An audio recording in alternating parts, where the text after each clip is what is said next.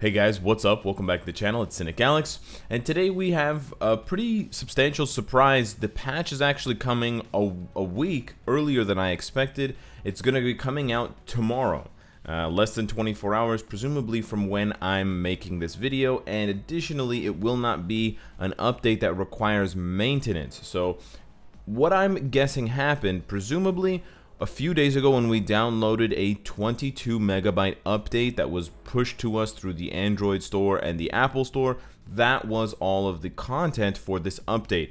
So as you can imagine, with only 22 megabytes and no maintenance time, nothing needs to be tested. Therefore, this is purely, characters and uniforms. That kind of content is being injected into the game. There's no new game mode, there's no new thing in the game or item that needs to be tested, and that's usually why there's maintenance. So from what I understand, I could be wrong because I've already been wrong. I thought the update was going to be next week, but presumably there is no maintenance time. The update will just land.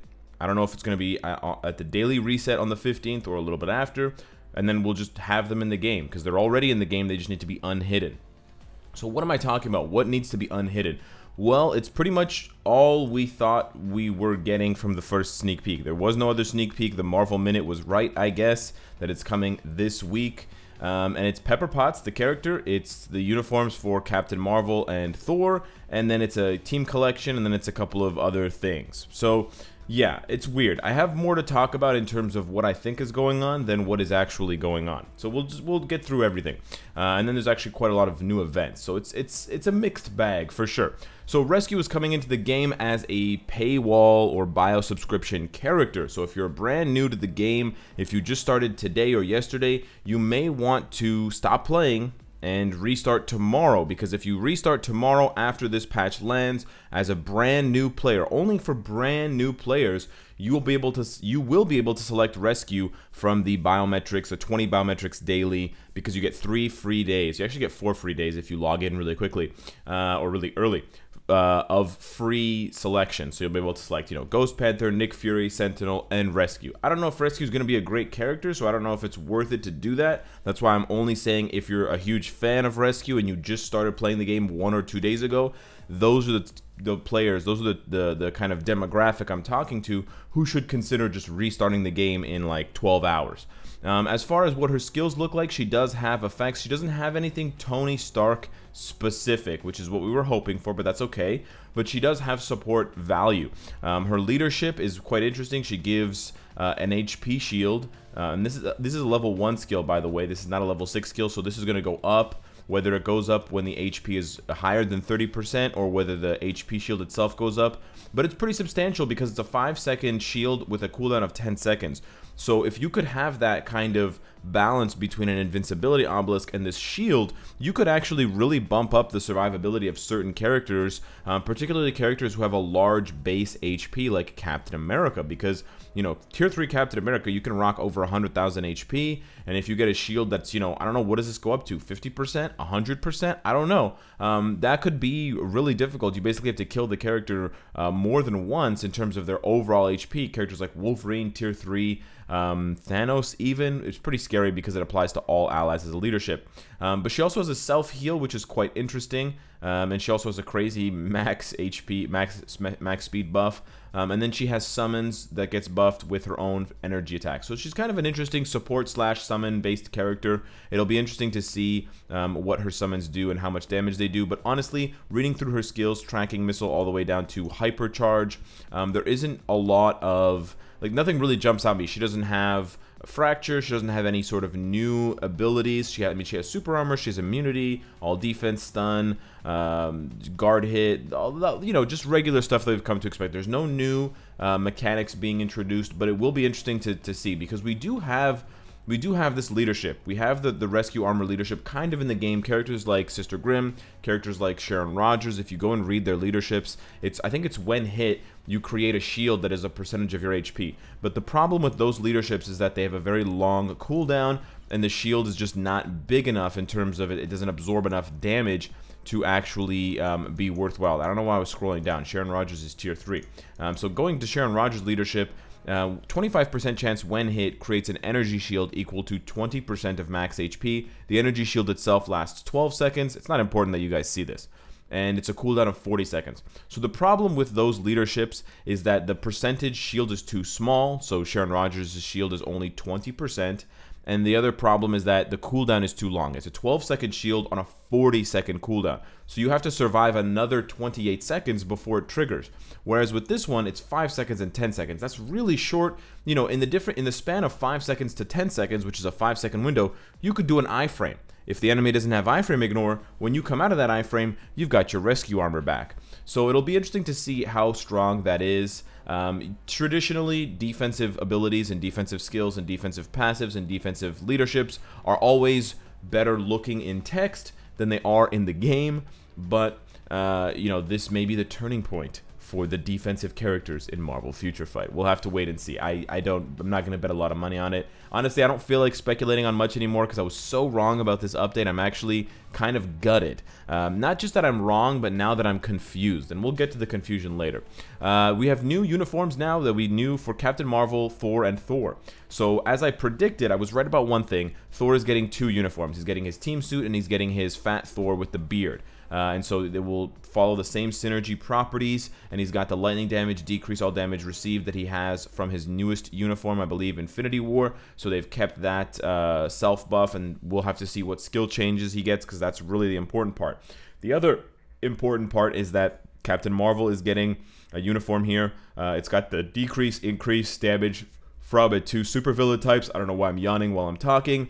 And then she's got a 5% decrease all damage received and change of absorption. I'm pretty sure that that's the exact same uniform bonuses that she has right now. No, actually, it just changes the effect of energy absorption. Oh, snap. So actually, this new uniform, this is interesting. This new uniform adds additional buffs that she didn't have before, so it makes it harder for her to die to Thanos, and it makes it easier for her to kill Thanos and Doctor Doom and those types of characters in PvP. She's already a monster in PvE, so it's just going to make her even stronger, but really it's her PvP value that gets increased by this buff. It's not a huge buff. 10% is not that bad, but 10% stacked with 5% is decent.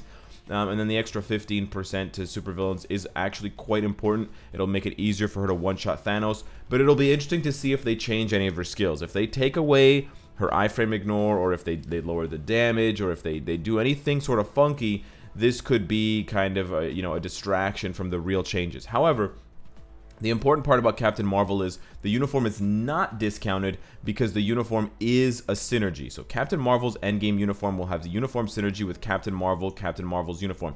So what this means is you will need, if you play as Captain Marvel, if you have her tier 3, you absolutely must purchase this uniform unless it nerfs the character. Okay, unless it nerfs the character, you don't have to purchase it. But if they don't do any skill changes, then you have to purchase this uniform because it's a straight up buff. It's quite a substantial buff for PvP, actually. And on top of that, you will not need to rank up the uniform again. So that was basically the question for Captain Marvel. Are they going to discount the uniform heavily? So instead of 1,000 crystals, it would be like 350 crystals. But then you'd have to rank up the uniform from normal all the way to mythic again. Or will they make you pay the full price for the uniform, and then it will already be attached to the old uniform from just a month ago that's right there via uniform synergy. Additionally, because a lot of you guys already have this uniform right here, you won't have to pay the full price. Remember, synergy uniforms get an additional 40% discount, so you'll actually only be paying 630 crystals. I think this is the best way to do it because the majority of players, while crystals are sacred to them, the resources to rank up a character's uniform to Mythic are also sacred. And a lot of players just got Captain Marvel to Mythic if they were grinding like steadily and kind of free to play. So to completely reset their work right after they got to Mythic is super frustrating. So I think they made the right decision. I think having this being a synergy uniform rather than being a cheap uniform that has to be re-ranked up is the right move. And for those of you that are comparing it to Doctor Strange, in Doctor Strange's case, his uniform had 0 changes, which is what we thought was the reason behind the rework, but actually, or the price, the low price of 350 crystals, but actually I imagine the reason why it was 350 crystals is because you have to re-rank up his uniform from normal to mythic, and it didn't carry over because that uniform synergy system hadn't been invented yet. So I think this is the better way to go overall. and you still have the option of not you know, buying the uniform if you really don't want, but it'll always be there ready at 630 crystals during a sale to get that uniform synergy. And it'll be interesting to see what the synergy is, because they haven't yet revealed what the synergy is. We're assuming it's just that 5% all attack, all defense, but it could be something brand new. And then we have a new uniform collection bonus, which is just rewarding you for being mythic on all of the uniforms. These rewards are just, you know, for collectors and for whales. It's not really anything to complain about or be happy about. It's just kind of there, but it's nice that they added it. And I do like the team up poses that the characters do. I think these are really cool, and for those of you with budding YouTube channels, you can use these and you can click on them and you can screenshot them once you've completed them. If you haven't completed them, they're kind of grayed out, which you could also use strategically to your advantage. If you think some uniforms are good and some uniforms are bad, you could mythic the good ones, leave the bad ones unmythic, so they'd be grayed out, and then screenshot it that way for a pretty stark contrast to your thumbnail. Just a small little tip. Then here comes the kind of twist. 11 characters who have 10 characters of which have 0 buffs in this upcoming update can now realize their potential. We've got Rescue, Gamora, Red Skull, Drax, Vision, Falcon, Crossbones, Wong, Ancient One, Valkyrie, Shuri. All these characters are from Infinity War and Endgame. They come through the portals, etc., or they're featured somewhere in the crystal, or sorry, in the Infinity Stone obtaining moments. So Captain America goes back in time. He whispers "Hail Hydra" in the guy's ear in the elevator, and Rumlow's right there, aka Crossbones. Or, you know, Hulk gets astral projection out of his body, and he has to, you know, talk to Ancient One. That's why Ancient One's there, and so on and so forth. However, Gamora, Red Skull, Drax, for the meantime, Vision, Falcon, Crossbones, Wong, Ancient One, and to a lesser extent Valkyrie all suck. They're completely garbage characters. That's 9 out of these 11 characters that are doo-doo, completely doo-doo. Shuri's pretty good. She's a pretty good character. I do imagine that she's going to surprise a lot of people at level 70 gear 25. Rescue already, you know, she's a new character, so she'll have level 70 gear 25, and we can't speculate on how good she is. But these other characters are completely trash. And giving so many characters to level 70 without giving them reworks, without giving them uniforms, is just awkward.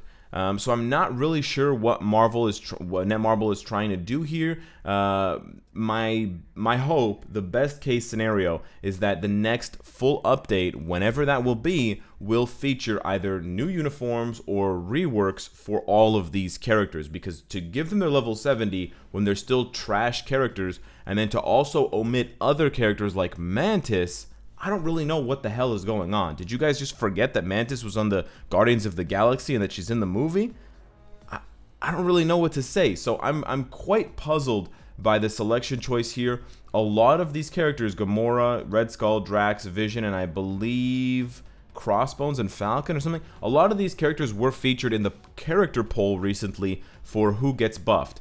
But again, the character poll only features one character as the winner, so what the hell happens to these other 8 or so characters?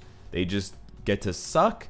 So my advice to you is to not level any of these characters up to level 70 unless you're a complete super fan and you have to do it for things like keeping your rank 1 Gamora and so on and so forth. I'll personally be testing out some of these characters, but I don't imagine that any of them are going to be any better at level 70 gear 25, but it will be interesting to see. It's an interesting situation, seeing a bad character taken from level 60 to level 70 and how much that change in and of itself actually buffs the character without any other buffs to the character. But, you know, worst case scenario, this is the only thing these characters get, and then they just get forgotten in the ether, and then, you know, around Christmas, Vision gets his rework, and all these characters still suck for the next 10 years. Best case scenario, the next update's going to be lit as fuck because we have updates for a lot of these, you know, beloved characters who have been trashed for so long, especially, you know, really meaningful characters to the overall MCU like Red Skull and Gamora. They've really done a lot, and for them to be trash in Marvel Future Fight for so long is frustrating. And then other fixes, there's really only one to talk about. The Ant-Man one is not really important. Well, actually, it's important if it's fixing the targeting, because the choo-choo train often goes away from the enemy and doesn't do any damage, which is frustrating. But the more important part is here, Captain America's Endgame and Team Suit Heroic Charge skill has been fixed. So I don't know if that means they're changing his ultimate skill, his 6th skill, or if there was a bug with it that some people were experiencing and they're fixing that bug. So changed and fixed are two different words. We'll have to wait and see which one it is. I'm not really going to hold out hope. Then I want to just quickly cover the events that are going on in the game, because the events are actually quite substantial. They are giving us a lot of free stuff. So I do want to, I don't want to complain. I don't want to only complain. So we actually already have some of the stuff in the game. We have the gold event shop that's live, so you can spend gold to get, uniform upgrade kits. The energy is great. The uniform upgrade kits are great. The black antimatter is great. The Nordstones are great. And then the gold special test is a really fun way to do kind of harmless, semi-harmless gambling. So it'll be quite interesting to see what I pull from these, but I do very much enjoy the gold event. And then they also brought back the crystal event, so if you were still holding out, or if you missed it on the last time and you didn't get the mega rank up ticket, you can now get a mythic uniform ticket, which I also think is a pretty decent reward, along with uniform upgrade kits and boost points. I actually like this one a little bit more. This one's a bit more veteran focused than new player focused. And if you want to spend crystals, you can. Just keep in mind that for the gambling stuff, like the super gambling stuff, this is the last day for the comic card buffs and the all CTP buffs. I'm not telling you to gamble today. I'm just saying that after today, for the remainder of the crystal event, because the crystal event's only on for like 5 or 6 or 7 days, so it's not going to overlap 2 switches. It's only going to overlap this 1 switch. I don't know which CTP is next. I think it might be Refinement or Authority. It might be one of the shittier ones. For the comic cards, I don't even really pay attention. And I think for this one, it's like Speed or... I think it's Speed, actually, because I think we already saw Universal and Combat. So just a little tip there for you guys. But in addition to that, we also have, and I don't know if it's live right now, Battle World. It is live. So we have Battle World live again. I'll show up, I'll pull up the infographic here. So we've got all uniforms on sale. So every single uniform in the game will be on sale, which is kind of nice. We've got the gold store that I just talked about with the contents of the gold box. We've got a new 7-day check-in, which gives hidden tickets and biometric selector and type enhancement kits, but not rank 6, which is what we really need, Netmarble. Wink. We got a new vibranium and material chest, and it's nice because they've actually taken out some of the bad rewards from the vibranium chest, and I think they've added some good tier 3 material rewards, but there's still dimension debris. But I think dimension debris is the only bad reward. It's right down here at the bottom. I think everything is really, really good except dimension debris. There's 3 options for dimension debris, but pretty much everything else you get. You can get Titan records now. They've really improved the vibranium gift box, so thank you. That's really, really good. So yeah, they also have the bonus crystal event, which we talked about. We have the character ranking events for Thor and Rocket. You're gonna have to purchase that new uniform if you want to get number 1, probably. And then the Battle World. The Battle World rewards are the ones that we had seen last time with Wolverine and Deadpool's X-Force update. And so you will be able to collect, if you see here on the rewards list, uniform upgrade tickets if you can manage to get there. And if you don't, if you still just get into the top 10, you still get 10 level 5 uniform XP chips, which is equal to 24,000 uniform XP, because each chip gives you 2,400 uniform XP. That's pretty dope. So I'm quite happy with that. So it's a mixed bag, like I said, and I want to get into the last part of the video now. I'm not super psyched about the update itself because it's not a full update. There's no game mode changes. There's only 1 character. There are only 2 uniforms, etc. It's a very small update, but there's a lot of cool in-game events that we can kind of enjoy for the next week or so. However, this leads into the last part of the video, which is like, when is the regular update coming? So there's basically 2 trains of thought here. The first train of thought is that the new update is coming very soon, and we just can't see it yet. So I'm talking like a week or 2 at most, and that would make sense for a couple of reasons. For one, it would make sense because Netmarble releases a full update every 30 days. That's their update cycle. And that would maintain the update cycle. And that's why I said that the game was going to update on the 21st, because that would be 30 days from the last update, April 23rd. So I was just going on 4 years of history for Marvel Future Fight. I mean, sorry guys, sorry for looking at the history and assuming things would be the same.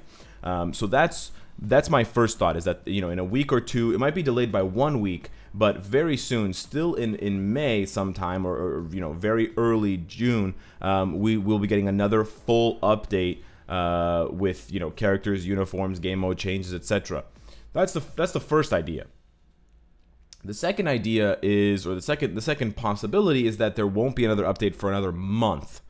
And that is a little bit more disappointing, just because it's a long time to wait, but it could be that Netmarble is trying to shift.